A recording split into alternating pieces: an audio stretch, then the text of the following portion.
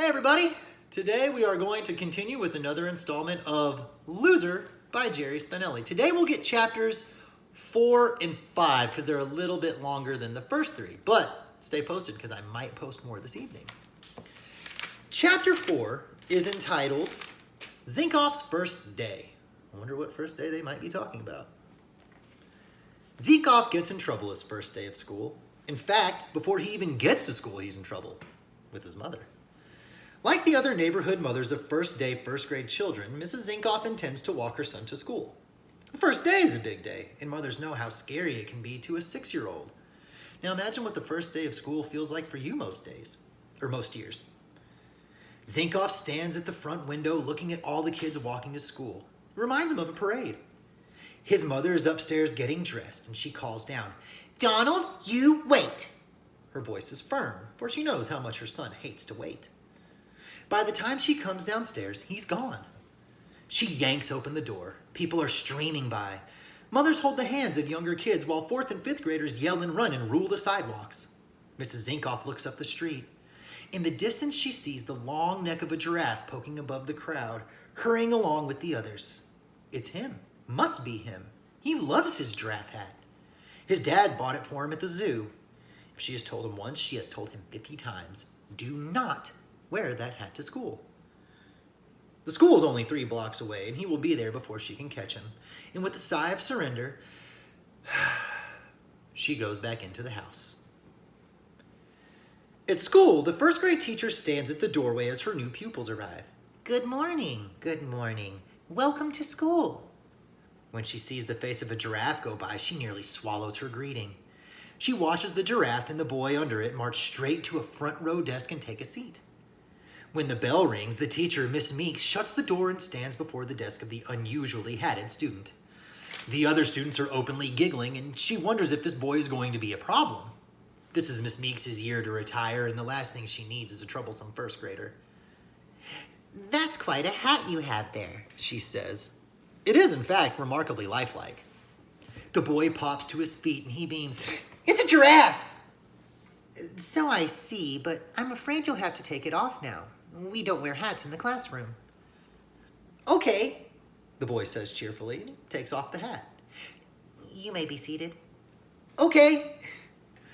He seems agreeable enough. Perhaps he will not be troublesome after all. Now she has to tell him that he cannot keep the hat with him. She hopes he won't break out bawling. First graders can be so unpredictable. You never know what might set them off. So she tells him. She keeps an eye on his lower lip to see if it will quiver, but it does not. Instead, he pops to his feet again and brightly chirps, "Yes, ma'am," and hands the hat to her. "Yes, ma'am? Where did that come from?" She smiles and whispers, "Thank you. Down now." And he whispers back, "Yes, ma'am." 26 heads turn to follow her as she carries the 3-foot hat to the cubby holes at the back of the room. She labeled the cubbies the day before, and now she suddenly realizes she doesn't know which one belongs to the boy. She turns. "What's your name, young man?" And he jumps to attention and belts at full voice, "Zinkoff!" She has to turn her face to keep from laughing out loud. In all her 30 years of teaching, she has never known a student to announce him or herself in such a manner. She turns back to him and gives a slight bow, which somehow seems to be called for. "Thank you. And no need to shout, Mr. Zinkoff. Do you have a first name?" The class is a twitter. "Donald," he says. "Thank you, Donald. And you may keep your seat. There is no need to rise when you speak." "Yes, ma'am." The cubbies, as the classroom seating soon will be, are in alphabetical order. She goes straight to the last cubby hole and inserts the giraffe. The space is not deep enough to hold it all. It looks as if a baby giraffe is napping in there. The thought comes to her that Donald Zinkoff, in more ways than cubby holes, will always be easy to find.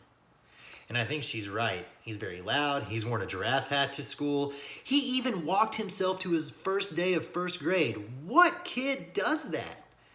But I do think he's very respectful. So Donald's got that going for him. Wait to chapter 5. All aboard. Miss Meeks stands at the head of the class and for the 31st and last time gives her famous opening day speech. "Good morning, young citizens." It pleases her to think that many years down the road, a student or two might recall that Miss Meeks called them young citizens in the first grade. She feels that America's children are babied a bit too much and for way too long. Welcome to your first day at John W. Satterfield Elementary School. This is a big, big day for you. Not only is it the first day of the school year, it is the first day of 12 school years. Hopefully 12 years from now, every one of you will graduate from high school. That sounds like forever from now, doesn't it?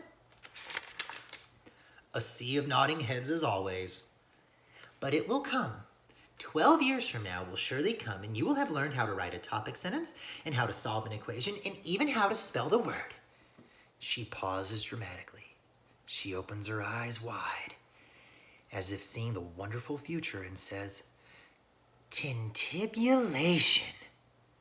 Audible gasps come from the wide-eyed, O-mouthed faces. Oh. A few shake their heads in vigorous denial.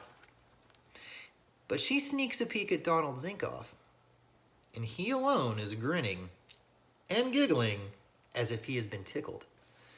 By the time you graduate from high school, many of you will already be driving cars and holding jobs. You will be ready to take your places in the world. You will be ready to travel all the way across the country by yourself if you wish, or to another country. You will be ready to begin your own families. What a wonderful adventure it will be, and it all begins here, right now, today. It will be a journey and an adventure of many days. She pauses and she holds out her arms. How many days, you ask?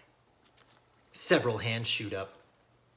She knows if she answers them, someone will knock her whole point out of whack with the guess in the millions. She ignores them. She goes to the board, and with a New Year crisply cut length of chalk, she writes in large numbers on the green slate. 180. That, she says, is the number of days we are required to be in school each year.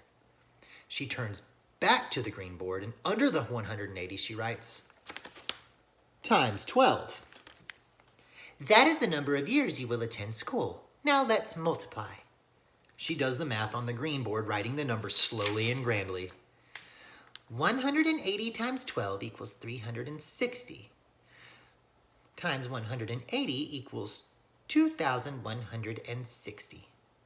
She points to the bottom number. There it is, and she taps the green board twice with the chalk. 2,160. The days of your journey. That is how long your adventure will last.